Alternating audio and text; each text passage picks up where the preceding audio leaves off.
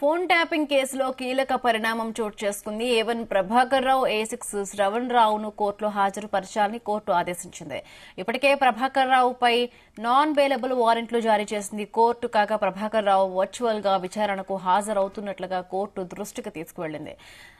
ప్రభాకర్ రావు విజ్ఞప్తిని తిరస్కరించింది కోర్టు. వ్యక్తిగతంగా విచారణకు హాజరు కావాలని ఆదేశించింది. కోర్టు ఆదేశాలతో ప్రభాకర్ రావును అరెస్టు చేసేందుకు దర్యాప్తు బృందం అమెరికాకు వెళ్లనుంది. ఇంటర్పోల్ ద్వారా ప్రభాకర్ రావు, శ్రవణ్ రావులను భారత్కు రప్పించే ప్రయత్నం చేస్తున్నారు.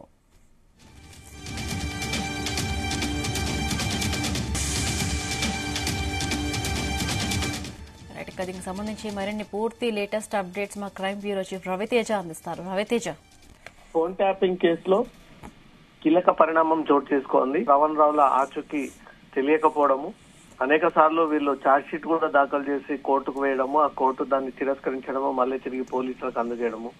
తాజాగా ఇప్పటికే ప్రభాకర్ రావు పైన నాన్ బెయిలబుల్ వారెంట్ జారీ చేసినటువంటి కోర్టు ప్రభాకర్ రావుని వర్చువల్ గా విచారణకు హాజరవుతారంటూ కూడా కోర్టు దృష్టికి దర్యాప్తు సంస్థలు తీసుకెళ్లడం జరిగింది. ప్రభాకర్ రావు విజ్ఞప్తిని కోర్టు తిరస్కరిస్తూ వ్యక్తిగతంగా విచారణకు హాజరు కావాల్సింది అంటూ కూడా ఆదేశాలు జారీ చేయడం జరిగింది. కోర్టు ఆదేశాలతో ప్రభాకర్ రావును అరెస్టు చేసేందుకు హైదరాబాద్ బృందం అమెరికాకు వెళ్లేటువంటి అవకాశాలు ఉన్నాయి. ఇంటర్పోల్ అధికారులకు సహాయం తీసుకొని ప్రభాకర్ రావుని, శ్రవణ్ రావును ఇండియాకు రప్పించేటువంటి ప్రయత్నాలు జరుపుతా ఉన్నారు హైదరాబాద్ పోలీసులు.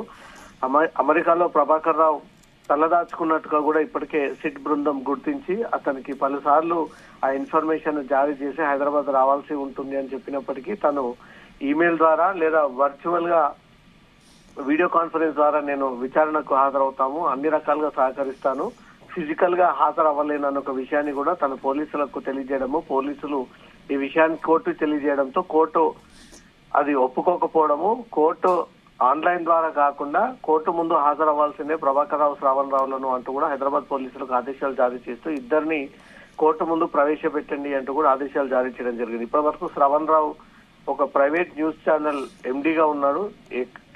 ఈ కేసు వెలుగులోకి వచ్చిన తర్వాత ఎక్కడ తన దాచుకున్నాడు, ప్రస్తుతం ఎక్కడున్నాడు అనే దానిపై కూడా ఇప్పటి వరకు దర్యాప్తు సంస్థలు ఆ విషయాన్ని కనుగోలేకపోయారు. ప్రభాకర్ రావు మాత్రం అమెరికాలోనే ఉన్నట్టుగా అతనితో కాంటాక్ట్ లోకి వెళ్లి ఎప్పటికప్పుడే పరిస్థితులు తెలుసుకుంటా ఉన్నారు.